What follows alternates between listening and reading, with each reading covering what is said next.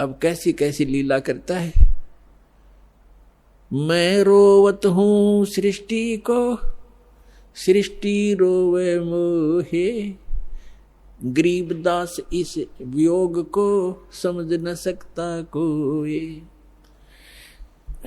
जो जन मेरी शरण है ताका हूं मैं दासे, गेल गेल लाग्या फिरूं हूं जब तक धरती आकाशे। पुण्यात्मा परमात्मा कहते हैं जो मेरी एक बार शरण में आ गया उसको मैं छोड़ूंगा नहीं, उसके साथ रहूंगा। ठीक है, उसका दुर्भाग्य है वो जो यहां से निकल नहीं पा रहा, फिर भी परमात्मा इतना दयालु है, आपके पीछे पीछे फिर रहा है। अपना आत्मा विचार करो, ये पुस्तक आपको प्राप्त हुई या टीवी सुनने को प्राप्त हुआ। एक परिवार के 3, 4, 5 सदस्य हैं, जिनमें से 3 को ये ज्ञान समझ में आ गया, उनकी इच्छा बनी हम नाम लेंगे, दीक्षा लेंगे, कल्याण करवाएंगे। उन्होंने दीक्षा ले ली, प्रतिदिन अपना नित्यनियम आरती श्रमणी और सारा कुछ कर रहे हैं, मंत्र कर रहे हैं, सत्संग में भी आ रहे हैं। और बाकी शेष 2 हैं वो बिल्कुल सोचते भी नहीं, कहते हैं तो भी नो के तुम ही कर लो, तुम ही पार हो जाना, हम तो फिर देख लेंगे। अब फिर क्या देख लेंगे, गधा बने पाछा तो कुम्हार देखेगा, आप क्या देखोगे। कड़ में मारेगा लठ, 2.5 मन का बोरा होगा कमर के ऊपर, फिर देख लेंगे। अब देखना अब है, ज्ञान समझो। अब वो क्यों नहीं आते। जैसे कल का सत्संग जो था सुबह का, उसमें ये था कि 2 प्रकार से मानव शरीर प्राप्त होता है। एक तो पिछले पुण्यकर्मों के आधार से मानव शरीर लगातार 2, 4, 10, 50, 100 भी हो सकते, ज्यादा भी हो सकते, लेकिन वो पूंजी समाप्त हो जाएगी, फिर 84 लाख योनियों में जाना ही पड़ेगा यदि उस मनुष्य जीवन के दौरान आपको तत्वदर्शी संत नहीं मिला। अब जो प्रसंग चल रहा है, मानव शरीर प्राप्त करके जो प्राणी सतभक्ति नहीं करते, 2 प्रकार से मानव शरीर प्राप्त होता है। एक तो बता दिया आपको पूर्व जन्मों से, जैसे परमात्मा सन 1398 में सतलोक से चलकर आए थे, 1518 तक 120 वर्ष इस धरातल पर रहे, काशी के अंदर बनारस में जुल्हे के कार्य करते रहे और अपने बच्चों को एक समय में 1-1 हजार स्थान पर प्रकट होकर परमात्मा ज्ञान सुनाया करते थे, उनको लाभ देते थे, आशीर्वाद देते थे, सुख हो जाता था। वो मंत्र जाप करते थे। 64 लाख शेष हो गए थे उस दानक के, जुलाए के, एक गरीब झोपड़ी में बैठे व्यक्ति के 64 लाख शेष, इतना सुख दिया था परमात्मा ने। तो उस समय आपको चार्ज कर गया भगवान, कबीर भगवान, और उससे आपके मनुष्य जीवन होते हुए आ रहे 64 लाख शेष थे उस टाइम। 64 लाख, ना कोई मीडिया था, ना कोई माइक स्पीकर था। वो परमात्मा असंख्य रूप बना सकता है। तो जिस कारण से उसने आप सभी को चार्ज किया, आपके मनुष्य जीवन होते हुए आ रहे हैं, और आप पूजाएं भले ही दूसरी करते रहे, लेकिन पूर्व जन्म की बैटरी चार्ज थी, आपको सुख मिलते रहे। फिर भी कोई दुख क्रम का आता है तो आप इधर उधर भागते रहे, कोई मंदिर में, कोई गुरुद्वारों में, कोई पहाड़ों पर, कोई गुफाओं में, या किसी संतों की खोज करते रहे। उससे लाभ कुछ नहीं होना था आपको। और दूसरी प्रकार के जो व्यक्ति है, आपको बताया कि जैसे एक तो 84 लाख सभी प्राणियों के शरीरों में से गुजर के निकल के एक मानव शरीर टर्न वाइज मिलता ही मिलता है, स्त्री या पुरुष का।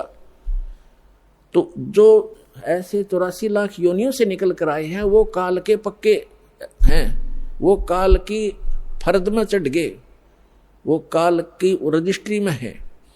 अब वो भक्ति नहीं कर सकते।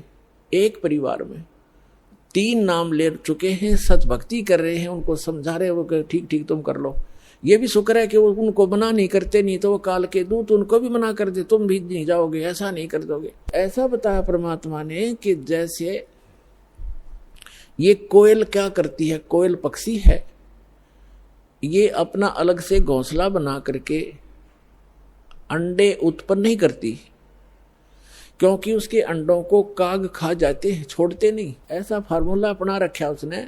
जैसे मादा कवि ने अंडे उत्पन्न किए घोंसले में, और वो जाती है चुग्गा चरने इधर उधर, वो देख लेती है कि चलेगी काफी दूर, तो उसके घोंसले में अपने अंडे उत्पन्न कर देती है।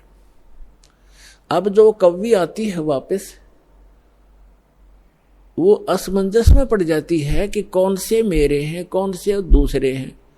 तो वो इस असमंजस में उन चारों के चारों की ही परवरिश करना प्रारंभ कर देती है। और जब वो बच्चे उत्पन्न होते हैं तो एक जैसा कलर होता है, कोई पहचान नहीं होती उनकी, बिल्कुल सेम टू सेम रहते। और वो कोयल उस पर नजर रखती है घोंसले पर कि अब ये कितना उड़ारी भर रहे हैं, कितनी दूर तक जा सकते हैं। तो तब वो दूसरे दूर पेड़ पर बैठ के अपनी बोली बोलती है, कुहू कुहू की आवाज लगाती है। जो कोयल के बच्चे होते हैं उनको प्रभाव होता है उनका, वो एकदम ऐसे ऐसे देखते हैं। जब वो फिर बोलती रहती है तो उड़कर वो अपनी माँ की बोली से आकर्षित होकर अपनी माँ की तरफ उड़कर चल पड़ते हैं। अब कव्वी उनके पीछे पीछे उड़ती है कि मेरे बच्चे गए। कोयल आगे उड़ जाती है, दूर वृक्ष पर बैठकर फिर कुहू कुहू करती है। वो बच्चे फिर वहां से उड़कर आगे भाग लेते। अब कव्वी ये सोचती है ये तो गए सो गए, पिछले बच्चे रह गए, उन पर कोई आपत्ति ना आ जाए, उनको संभालूं आकर के। वो वापस आ जाती है। तो कहने का भाव ये है कि उस घोंसले में 4 बच्चे थे, 2 कोयल के 2 काग के। कोयल वालों के वहां बोली असर कर गई, काग वालों के वहां में भी नहीं, वो देख नहीं रहे, वहीं बैठे आराम से। तो इसी प्रकार समझना, जो परमात्मा के पूर्व जन्म के संस्कारी बच्चे हैं, संस्कारवश एक ही घर में जन्म भी है, जो काल वाले हैं वो नहीं मानेंगे, और जो कोयल के बच्चे हैं वो सतलोक आश्रम वाला में जल्दी आ लेंगे, ज्यादा देर नहीं लगाएंगे। यानी जो परमात्मा के बच्चे हैं, पूर्व जन्म के संस्कारी हैं, वो शीघ्र आ जाएंगे। परिवार के परिवार आ रहे हैं, वो सारे के सारे कोयल के हैं, भले ही वो काल के घोंसले में यहाँ यानी इस लोक में जन्म हो गया।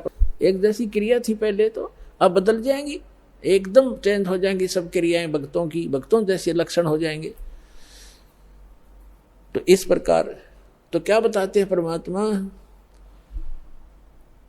जो जन मेरी शरण है ताका हूं मैं दासे, गेल गेल लाग्या फिरूं जब तक धरती आकाशे।